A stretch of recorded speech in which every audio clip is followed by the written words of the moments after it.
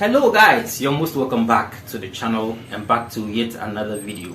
You know, this is Tech Africa TV. Here we talk Techie Africa. Today though, we're talking Techie Ghana trade relations. We're zeroing in on 2020. It was a record-breaking year for Techie Ghana trade relations. I surprise you, right? Well, stick and stay for more.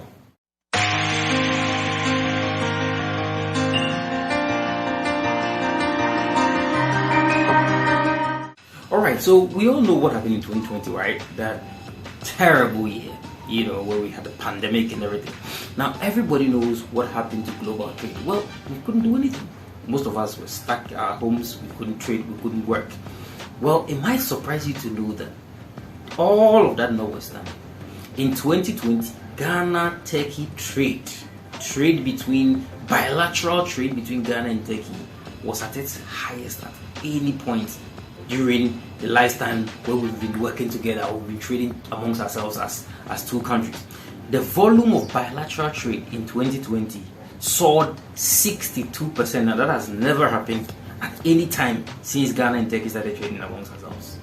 In 2019, at the end of 2019, bilateral trade between the two countries stood at $476 million. At the end of 2020, that number had grown to $771 million.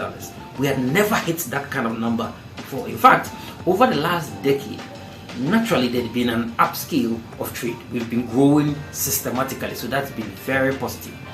But that jump had never happened at any time during our trading history. So 2020 was a record-breaking year for both countries in terms of bilateral trade. What most excited me was our export, the growth in our exports to Turkey. A lot of the times when we talk bilateral trade, because we don't export enough, there is always a major deficit. Well, that's still the case.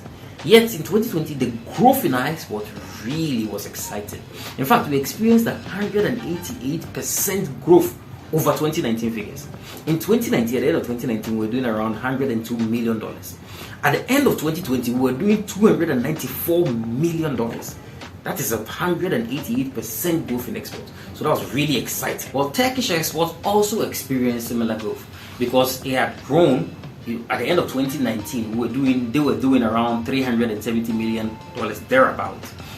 But by the end of 2020, it had grown about $470 million thereabout. So both sides experienced strong growth in exports, and that was really good for bilateral trade. So what was behind all this strong growth? That's very important. You need to, when it comes to this kind of data, you don't need to just see the data. It's also important to go behind the data to see what accounts for the growth and shortfall. So what accounts for this strong growth? Well, the two words critically, gold and cocoa, but most especially gold. As you know, 2020 was a very turbulent year, where you had a lot of countries, struggling with their currency. This is happening all over the world.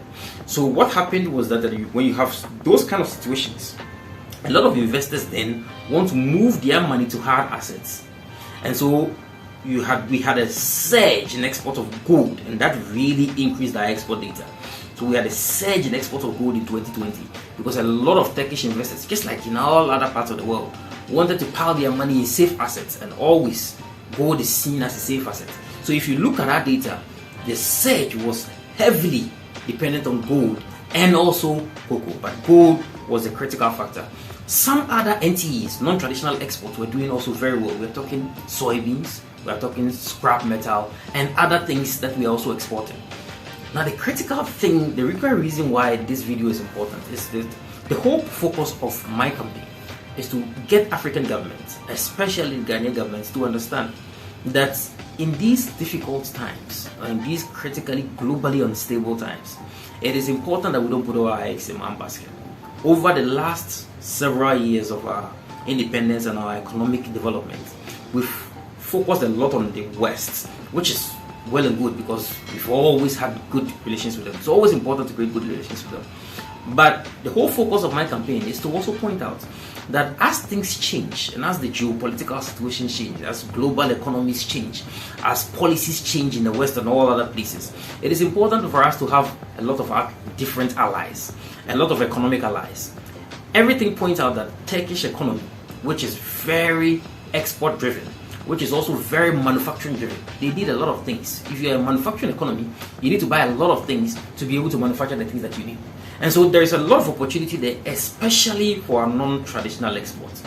And so the whole purpose of this is to try to put in place measures. It's important that agencies like the Ghana Export Promotion Authority and other government agencies that are responsible for our export put in place measures that would enable our exporters and other business people to take advantage of that huge Turkish economy, because there's a lot of things we could be doing, but because of lack of knowledge, lack of opportunities there, a lot of people are focusing on similar markets. And so despite all the challenges that people are facing in the West, that's the only market they know. If we could diversify and open up markets and give opportunities to some of our exporters, we could be doing far more, which will in the end help our economy and help our currency. So it's important. My hope is that our new ambassador to Turkey will be at the forefront of these changes, and so that in the next few years we will see even stronger growth than what we had in 2020. Alright, thank you very much, guys. I hope this information was helpful. Let us know if you need more information like that in the column. Like and subscribe always. Thank you very much. Salute.